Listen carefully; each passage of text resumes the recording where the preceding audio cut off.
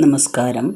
ഓം നമോ ഭഗവതേ വാസുദേവായ ധന്വന്തരേ അമൃതകലശഹസ്തായ സർവാമയ വിനാശനായ ത്രൈലോക്യനാഥായ ശ്രീ മഹാവിഷ്ണവേ നമ. ജ്ഞാനപ്പാന തുടരുന്നു. 9ാമത്തെ പാർട്ട്. കഴിഞ്ഞ ദിവസം ഇത്രയും വിശിഷ്ടമായിട്ടുള്ളൊരു ജന്മം, അതും ഭാരതഖണ്ഡത്തിൽ, ഭാഗ്യവാന്മാരാണ് നമ്മൾ. ഭാരതഖണ്ഡത്തിൽ ജനിക്കുക എന്നുള്ളത് ഏറ്റവും എളുപ്പമായിട്ടുള്ള മാർഗം ഹരിനാമ സങ്കീർത്തനമാണ്. എന്നിട്ടും നിങ്ങളൊന്നും അത് ചെല്ലുന്നില്ലല്ലോ. നാമങ്ങളുടെ എണ്ണം കുറഞ്ഞു പോയോ, അതോ നരകഭയം ഇല്ലാതായി പോയോ, എന്താണ് നിങ്ങൾക്ക് പറ്റിയത് എന്ന് കളിയാക്കുകയാണ് ചെയ്തത്.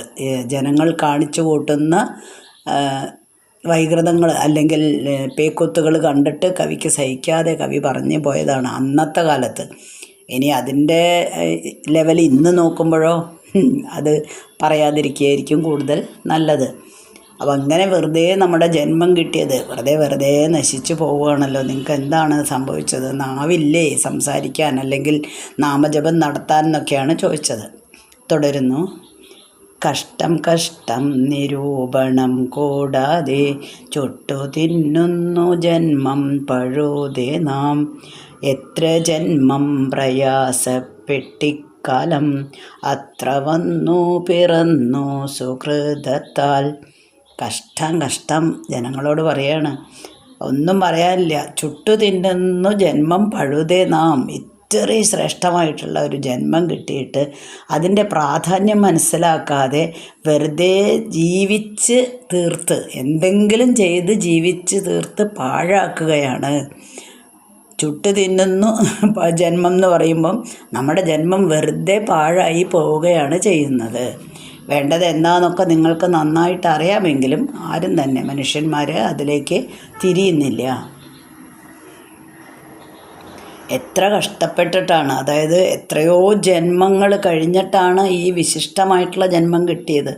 അത്ര വന്നു പിറന്നു സുഹൃതത്താൽ, നമ്മളുടെ ഒരു സുഹൃതം കൊണ്ട്, അതായത് നമ്മുടെ കർമ്മവാസനകളിലെ പാപവാസനകളൊക്കെ ഒടുങ്ങുമ്പോഴാണ് നമ്മൾക്ക് ഒരു കുറച്ചെങ്കിലും ശ്രേഷ്ഠമായിട്ടുള്ളൊരു ജന്മം കിട്ടുന്നത്.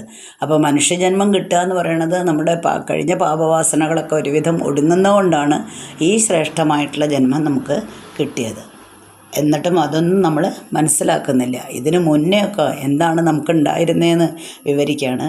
എത്ര ജന്മം മലത്തിൽ കഴിഞ്ഞതും എത്ര ജന്മം ജലത്തിൽ കഴിഞ്ഞതും എത്ര ജന്മങ്ങൾ മണ്ണിൽ കഴിഞ്ഞതും എത്ര ജന്മം മരങ്ങളായി നിന്നതും. എത്ര ജന്മം മലത്തിൽ കഴിഞ്ഞതും. കൃമികീടാദികൾ, മലത്തിൽ എന്താ ഉണ്ടാവുക എന്ന് എല്ലാവർക്കും അറിയാലോ. കൃമികൾ, കീടങ്ങളൊക്കെയാണ്. അതൊക്കെ അങ്ങനെയുള്ള ജന്മം നമ്മൾ എത്രയോ, നമുക്ക് അങ്ങനത്തെ ജന്മം കിട്ടിയിട്ടുണ്ട്. ഇനി ജലജീവികൾ, ജലത്തിൽ ജീവിക്കുന്ന ജീവികളായിട്ട് എത്രയോ ജന്മം നമ്മുടെ തീർന്നിട്ടുണ്ട്. എത്ര ജന്മങ്ങൾ മണ്ണിലെഴിഞ്ഞ് നടക്കുന്ന സാധനങ്ങളുണ്ടല്ലോ, ജീവികൾ, അങ്ങനെയും പോയിട്ടുണ്ട്. ഇപ്പോൾ പാമ്പ്, തേരട്ട, പഴുതാര എല്ലാം അങ്ങനെയുള്ള സാധനങ്ങളൊക്കെ ഉണ്ടല്ലോ. മണ്ണിൽ എന്താണോ, ഞാഞ്ഞുള്, ഇതൊക്കെ അങ്ങനെയായിട്ടും നമ്മുടെ ജന്മം കഴിഞ്ഞിട്ടുണ്ട്. എത്ര ജന്മം മരങ്ങളായി നിന്നതും. എനിക്ക് കഴിഞ്ഞ ദിവസം പറഞ്ഞു, മരവും ഒരു ജന്മം തന്നെയാണ്. എല്ലാ ചരാചരങ്ങളും ഓരോ ജന്മങ്ങളാണ്. അപ്പോൾ അങ്ങനെ മരങ്ങളായിട്ടും നമ്മൾ ജീവിച്ചിട്ടുണ്ട്. ഈ ജന്മങ്ങളെല്ലാം കഴിഞ്ഞ് ആ ജന്മങ്ങളിലൊക്കെ മനുഷ്യരെക്കാൾ ദുരിതം കൂടുതലാണെന്ന് നമ്മൾ കണ്ടു.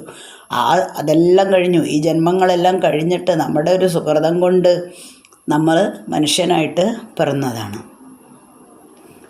എത്ര ജന്മം മരിച്ചു നടന്നതും എത്ര ജന്മം മൃഗങ്ങൾ പശുക്കളായി അതു വന്നിട്ടി വണ്ണം ലഭിച്ചൊരു മർത്യജന്മത്തിന് മുമ്പേ കഴിച്ചു നാം.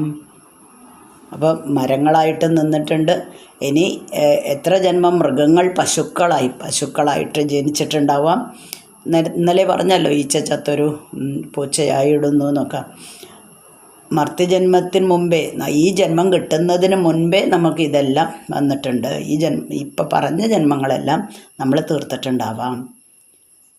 എത്രയും പണിപ്പെട്ടിങ്ങു മാതാവിൻ ഗർഭപാത്രത്തിൽ വീണതറിഞ്ഞാലും 10 മാസം വയറ്റിൽ കഴിഞ്ഞുപോയി 10 12 പോയി. അങ്ങനെ നമുക്ക് മനുഷ്യജന്മം കിട്ടി. മനുഷ്യജന്മം അത്രയും പണിപ്പെട്ടിട്ടാണ്. കഴിഞ്ഞ ജന്മങ്ങളിലെല്ലാം കഷ്ടത അനുഭവിച്ചതിന് ശേഷം കുറേ പാപങ്ങൾ കർമ്മവാസനകൾ ഒടുങ്ങിയതിന് ശേഷം അമ്മയുടെ ഗർഭപാത്രത്തിൽ നമ്മൾ എത്തുകയാണ് ചെയ്യുന്നത്. എന്നിട്ടോ 10 മാസം അവിടെയും കിടക്കണം. അതിൻ്റെ ഉള്ളിൽ തിങ്ങി ഞെരുങ്ങി കഷ്ടപ്പെട്ട് അതിൻ്റെ ഉള്ളിൽ നമ്മൾ ശ്വാസം പോലും കിട്ടുന്നില്ല എന്നുള്ള രീതിയിൽ അമ്മ ശ്വസിക്കുമ്പോഴാണ് കുട്ടിക്ക് ശ്വാസം കിട്ടുന്നത്. അങ്ങനെയും ജീവിച്ചു. അതായത് നമ്മളെ ഒരു പ്ലാസ്റ്റിക് ചാക്കിൻ്റെ ഉള്ളിൽ കെട്ടിയിട്ട പോലെ അങ്ങനെയും ജീവിക്കുന്നുണ്ട് 10 മാസം. ഇനിയോ ജനിച്ചു കഴിഞ്ഞാലോ, ഒരു ഉണ്ണിയായിട്ട് പിറന്നു കഴിഞ്ഞാലോ 10 ഉണ്ണിയായിട്ടും പോയി. കൊച്ചു കുഞ്ഞുങ്ങളുടെ ബാല്യം അല്ലേ, ജനിച്ച കുഞ്ഞുങ്ങൾ മുതൽക്ക് ഒരു 10 വയസ്സ് വരെ അവൻ കുട്ടിയല്ലേ, അവൻ വികൃതി കാണിച്ചാൽ നമ്മൾ പറയും അവർ കുട്ടികളല്ലേ, സാരില്ല. അപ്പോൾ 10-12 വർഷം അങ്ങനെ ആൾക്കാരുടെ കൊഞ്ചിക്കലും ലാളനയൊക്കെ ഏറ്റ് സുഖിച്ചിങ്ങനെ നടക്കുകയാണ്. അത് ഉണ്ണിയായിട്ട് പോയി. ഇനിയോ തന്നെത്താൻ അഭിമാനിച്ചു പിന്നിടം തന്നെത്താനറിയാതെ കഴിയുന്നു. അത് കഴിഞ്ഞ് കൗമാരം യൗവനമൊക്കെ വരുമ്പോഴേക്കും അഭിമാനം കൂടിക്കൂടി വരും നമ്മൾക്ക്. ഇപ്പോൾ ഒരു സ്കൂളിൽ തന്നെ പഠിക്കുന്ന കുട്ടികൾ തന്നെ പറയാം, കോളേജിലൊന്നും എത്തേണ്ട ആവശ്യമില്ല. എന്തെങ്കിലും നമ്മൾ പറഞ്ഞു കഴിഞ്ഞാൽ അതെല്ലാം എനിക്കറിയാം, എല്ലാം അറിയാം, അവർക്കെല്ലാം അറിയാം. അവർക്ക് എങ്ങനെ ജീവിക്കണമെന്നും അറിയാം, എങ്ങനെ പഠിക്കണമെന്നും അറിയാം. ലോകത്തിലുള്ള എല്ലാ കാര്യങ്ങളെ പറ്റിയിട്ടും നമ്മളെക്കാളിലൊക്കെ വിവരമുണ്ട്. എല്ലാം എനിക്കറിയാം എന്നൊരു ഭാവമാണ്, ഒരു അഹങ്കാരം തന്നെ വേണമെങ്കിൽ പറയാം. ഞാൻ ചെയ്യുന്നത് മാത്രമാണ് ശരിയെന്നും അവർ നിരൂപിക്കുന്നു. കൗമാരത്തിലും യൗവനത്തിലൊക്കെ അങ്ങനെ തന്നെയാണ്. ഇതാണ് സത്യം. ലോകത്ത് ഞാൻ എന്ത് ചെയ്യുന്നു അതാണ് സത്യം. മറ്റുള്ളവർ പറയുന്നതെല്ലാം തെറ്റാണ്. ഒരു കാരണവശാലും അവർ അംഗീകരിച്ച് തരില്ല. അതെന്തുകൊണ്ട് ഇങ്ങനെ ആയിക്കൂടാ, അല്ലെങ്കിൽ അതെന്തുകൊണ്ട് അങ്ങനെ ആയിക്കൂടാ എന്നുള്ള ഒരു 100 ചോദ്യങ്ങൾ നമ്മളോട് ചോദിക്കും. അപ്പോൾ നമ്മളെന്ത് ചെയ്യും? ഇനിയും ഉത്തരം പറയാൻ വയ്യ, മിണ്ടാണ്ടിരിക്കുക നല്ലത്. അവരെങ്ങനെയാ വെച്ചാൽ അവരെ പിന്നെ തെളിക്കുന്നിടത്തേക്ക് നടക്കുക എന്ന് പറഞ്ഞ മാതിരി അവരെങ്ങനെയാ വെച്ചാൽ പോട്ടെ, അതിൻ്റെ പിന്നാലെ നമ്മളും പോവുക. അത്ര മാത്രമേ ഇന്നത്തെ ലോകത്ത് ചെയ്യാൻ പറ്റുള്ളൂ. അത് എന്ത് കാരണം വെച്ചാൽ ചോര തിളപ്പുള്ള സമയമാണ് കൗമാരവും യൗവനമൊക്കെ. ആ സമയത്താണ്, അത് കഴിഞ്ഞാലാണ് എന്ത് വരുന്നത്, ജീവിതത്തിലേക്കൊക്കെ പ്രവേശിക്കുമ്പോഴേക്കും നമുക്ക് രാഗങ്ങൾ വരാം, കാമം വരാം, ക്രോധം വരാം, ഭയം വരാം. വികാരങ്ങളുടെ ഒരു തള്ളിക്കയറ്റാണ്. അപ്പോൾ ഒന്നിന് നമ്മൾ അതിനോരോന്നിനും വേണ്ടിയിട്ട് ആഗ്രഹങ്ങൾ മനസ്സിൽ വരുമ്പോൾ അതിൻ്റെ പൂർത്തീകരണത്തിനായിട്ട് നമ്മളിങ്ങനെ ശ്രമിച്ചുകൊണ്ടിരിക്കും. ആ ശ്രമം ഫലത്തിലെത്തുന്നു. അപ്പോൾ നമുക്ക് ആഗ്രഹ സാഫല്യം വരുന്നു. എന്നാൽ കൂടുതൽ ആഗ്രഹങ്ങൾ വരുന്നു. അപ്പോൾ അവ പിടിയിലൊതുക്കാനുള്ള ശ്രമമായി അടുത്തത്. അങ്ങനെ തന്നെ അറിയാതെ കഴിയുന്നു എന്നാണ്. തന്നെത്താൻ അഭിമാനിച്ചു പിന്നീടം തന്നെത്താൻ അറിയാതെ കഴിയുന്നു. ഞാൻ ആരാണ് എന്ന് സ്വന്തം അറിയുന്നേ ഇല്ല. എത്ര ജീവിച്ചാലും മുന്നിലേക്ക് ജീവിതം മുന്നിലേക്ക് പോവുകയാണ്. മധ്യവയസ്കരായി തുടങ്ങിയെങ്കിലും ഞാനാരാണ്, എന്താണ് ഞാൻ ചെയ്യുന്നത് എന്ന ബോധമൊന്നുമില്ല. വീണ്ടും ജീവിക്കുക തന്നെയാണ്. ആഗ്രഹങ്ങളുടെ പിന്നാലെ പോയിട്ട് നമ്മൾ ജീവിക്കുക തന്നെയാണ് ചെയ്യുന്നത്. ഇത്ര കാലമിരിക്കുമിനി എന്നും സത്യമോ നമുക്കേതുമൊന്നില്ലല്ലോ. എല്ലാവരുടെയും ചില സങ്കല്പങ്ങളാണ്. ജീവിതഘട്ടങ്ങളിങ്ങനെ നമ്മളെ കടന്നു പോകുമ്പോൾ നമ്മൾക്ക് ഓരോരോ സങ്കല്പങ്ങളാണ് അല്ലേ. അതായത് കുട്ടി ജനിക്കുന്നു, ബാല്യം, കൗമാരം, യൗവനം, വാർദ്ധക്യം, ഇതെല്ലാം എനിക്ക് വരും. അപ്പോൾ ഓരോ ഘട്ടങ്ങളും കഴിഞ്ഞ് ഇപ്പം നമ്മൾ പറഞ്ഞ പോലെ വാർദ്ധക്യത്തിലെത്താനായി, ബാക്കി ഘട്ടങ്ങളൊക്കെ കഴിഞ്ഞു.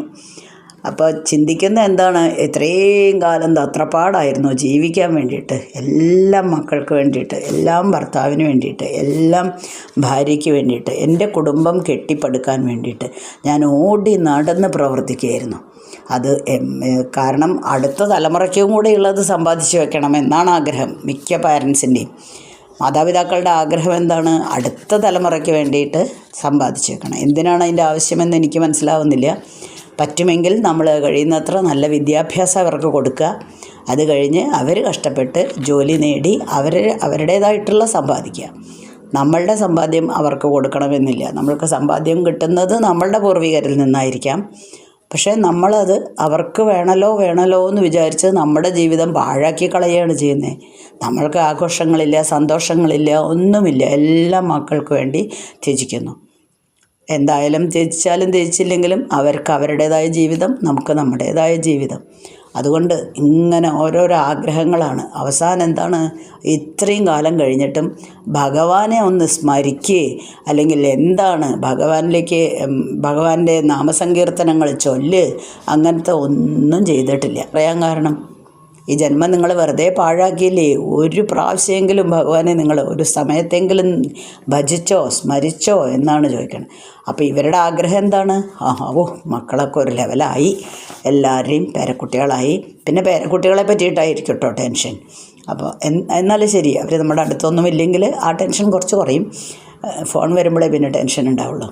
ഇനി ഞാൻ ഭഗവാനെ ഉപാസിക്കാൻ പോവുകയാണ് എന്നാണ് ചിന്തിക്കുന്നത്. അതിൻ്റെ ആവശ്യമില്ല. നമ്മൾ ഇത്ര ദിവസം തിരക്കായിരുന്നോന്ന് എനിക്ക്. ഇപ്പോൾ ഇവൻ ഈ ഭഗവത്ഗീത ആയാലും ഈ ജ്ഞാനപ്പാനയൊക്കെ ആയാലും നമ്മൾ ഗ്രൂപ്പിലിടുന്നു, കേൾക്കാൻ പറ്റിയില്ല. എനിക്ക് സമയം കിട്ടിയില്ല. എന്താണ് സമയം കിട്ടാത്തത്? ഞാൻ പല പല കാര്യങ്ങൾ ചെയ്ത് തിരക്കിലായിപ്പോയി. സത്യത്തിൽ ഇതൊരു ഫോണിൽ വന്നു കഴിഞ്ഞാൽ ഫോണൊന്ന് അവിടെ ഓൺ ചെയ്ത് വെച്ച് കഴിഞ്ഞാൽ അതവിടെ പാടിക്കോളും.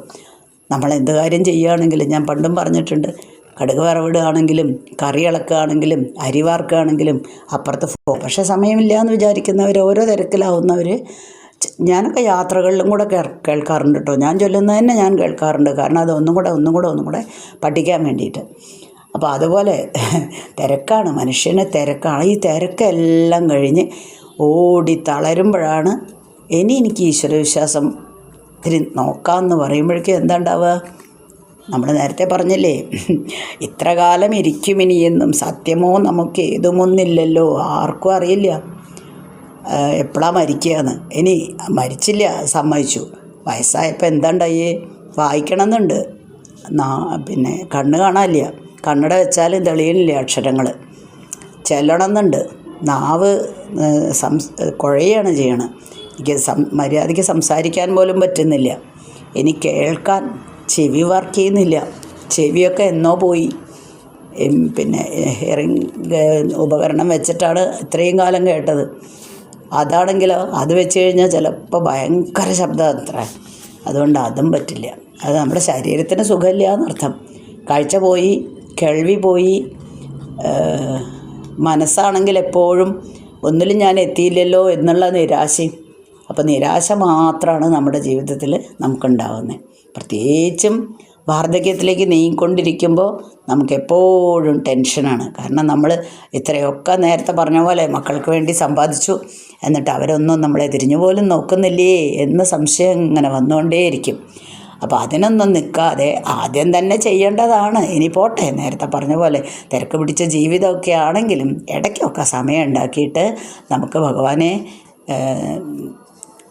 നാമങ്ങൾ ചെല്ലാം, അല്ലെങ്കിൽ അതിൽ അനുസരിച്ച് ഇപ്പോൾ അമ്പലത്തിൽ പോവാൻ ചെയ്ത് നമ്മുടെ ജീവിതം കുറച്ചെങ്കിലും ഈ പാഴ്ജന്മമാവാതെ കുറച്ച് നല്ല ജന്മമാക്കിയിട്ട് മാറ്റാനായിട്ട് നമുക്ക് സാധിക്കും. അതുകൊണ്ട് അതിന് വേണ്ടിയിട്ട് ദയവ് ചെയ്ത് അതിന് വേണ്ടിയിട്ട് ശ്രമിച്ചുകൊണ്ടേ ഇരിക്കുക. നമ്മൾ എല്ലാം കഴിഞ്ഞിട്ട് നമ്മൾ നാമം ചെല്ലാം അല്ലെങ്കിൽ ഭഗവാനെ സ്തുതിക്കാം എന്ന് വിചാരിച്ചാൽ ഒന്നും നടക്കാൻ പോകുന്ന കാര്യമല്ല. ജീവിതം തന്നെ തീർന്നു പോവും. അവയവങ്ങളൊക്കെ നമ്മൾ വിളിച്ചോടത്തേക്ക് വരാണ്ടാവും. മിക്കവാറുമില്ലേ ഒരു 60-70 വയസ്സ് കഴിഞ്ഞാൽ അസുഖങ്ങളില്ലാത്ത മനുഷ്യരേ ഇല്ല. അതുകൊണ്ട് ഇന്ന് ചെവി കാണിക്കാൻ പോകണം, നാളെ കണ്ണ് ടെസ്റ്റിങ്ങിന് പോകണം, മറ്റന്നാൾ ഫുൾ ബോഡി ഒരു ചെക്കപ്പ് ഉണ്ട്. അത് കഴിഞ്ഞ് ചെക്കപ്പ് ചെയ്ത് കഴിഞ്ഞാൽ എന്തെങ്കിലും അസുഖം ഉണ്ടെങ്കിലോ അതിൻ്റെ സ്കാനിങ്. ഇങ്ങനെ നമ്മളിങ്ങനെ ഹോസ്പിറ്റലുകൾ തോറും കയറി ഇറങ്ങി നടന്നുകൊണ്ടേയിരിക്കും. ഇനി ഇതൊക്കെ വന്നു കഴിഞ്ഞാൽ നമ്മളുടെ ഭക്ഷണത്തിലോ അല്ലെങ്കിൽ മറ്റെന്തെങ്കിലും കാര്യത്തിലോ എന്തെങ്കിലും വിട്ടുവീഴ്ച നമ്മൾ ചെയ്യുമോ? ഇല്ല. വരുന്നിടത്ത് വെച്ച് കാണാമെന്നാണ് അവിടെയും നമ്മൾ ചിന്തിക്കുന്നത്. ഇപ്പോഴല്ലേ കഴിക്കാൻ പറ്റുള്ളൂ, അതുകൊണ്ട് എല്ലാം കഴിക്കട്ടെ, അപ്പോൾ വരുന്നിടത്ത് വെച്ച് കാണാം. ഇതാണ് പറഞ്ഞത്. ഇതൊക്കെ നമ്മളുടെ തന്നെ ഉള്ളിൽ നമ്മളറിയാതെ തന്നെ രൂപപ്പെടുന്ന അഹങ്കാരങ്ങളാണ്. നമ്മളറിയുന്നില്ല ഇതൊന്നും. അപ്പോൾ ഇത്രയും നമ്മളൊരു ചിട്ടയായിട്ടുള്ള ഒരു ജീവിതം, അല്ലെങ്കിൽ എപ്പോഴും ഒരു ചിട്ട, എല്ലാ കാര്യത്തിനും ഒരു ചിട്ടയുണ്ടെങ്കിൽ നമുക്ക് കുറേയൊക്കെ നമ്മളെ തന്നെ കൺട്രോൾ ചെയ്യാമെന്നർത്ഥം. ചിട്ട എന്ന് ഉദ്ദേശിക്കുന്നത് ഇന്ന സമയത്ത് ചെയ്യണമെന്നുള്ളത് ഒരു ചിട്ട. അതല്ലെങ്കിൽ നമ്മളെ തന്നെ കൺട്രോൾ ചെയ്യണം. ഐസ്ക്രീം തിന്നരുതെന്ന് പറഞ്ഞിട്ടുണ്ട് ഡോക്ടർ. ഐസ്ക്രീം കാണുമ്പോൾ ചിലപ്പോൾ കൊതി വരുമായിരിക്കും, നമ്മളവിടെ നിന്ന് എണീറ്റ് പോവുക, അത്രയേ ഉള്ളൂ. ഒന്നിപ്പോൾ തിന്നുകൊണ്ട് ഒരു കുഴപ്പമൊന്നും വരില്ല, അങ്ങനെ ചിന്തിക്കരുത്. എന്താണോ നമ്മളോട് പറഞ്ഞിരിക്കുന്നത്, അല്ലെങ്കിൽ എന്താണോ നമുക്ക് ആവശ്യമായിട്ടുള്ള ഫുഡ് അത് മാത്രം കഴിച്ചാൽ കുറേയൊക്കെ രോഗങ്ങളില്ലാതെ നമുക്ക് മുന്നോട്ട് പോകാനായിട്ട് സാധിക്കും. അപ്പോൾ എല്ലാവരും ഭഗവാനെ സ്തുതിച്ചോളൂ, അതാണ് വേണ്ടത് എന്ന് ഞാൻ ഇതാ പറഞ്ഞു തരുന്നു. എന്നിട്ടും കഷ്ടം, നിങ്ങളുടെ ജന്മം ഇങ്ങനെ പാഴാക്കി കളയല്ലേ എന്നാണ് കവി നമ്മളെ ഉപദേശിച്ചത്. ഇനിയുണ്ട് കുറച്ചും കൂടെ ഇങ്ങനെ തുടർന്നുകൊണ്ടേയിരിക്കുകയാണ്. നമ്മുടെ ശരീരത്തെ പറ്റിയിട്ട് തന്നെയാണ്. അപ്പോൾ നമ്മൾ ഭാരതഖണ്ഡം കഴിഞ്ഞു. ആദ്യം ഭൂമിയുടെ മഹിമ പറഞ്ഞു, പിന്നെ ഭാരതഖണ്ഡം കഴിഞ്ഞു. ഇപ്പോൾ നമ്മൾക്ക് എന്തിൻ്റെ കുറവാണ്, എന്നിട്ട് നമ്മളിങ്ങനെ നശിച്ചു പോകുന്നില്ലേ എന്നുള്ള ഒരു നമ്മുടെ ജന്മത്തെ പറ്റിയിട്ട് സംസാര വർണ്ണന എന്നാണ് ഈ ഭാഗത്തിനെ പറയുന്നത്. ഓക്കെ, അടുത്ത ദിവസം വായിക്കാം ബാക്കി.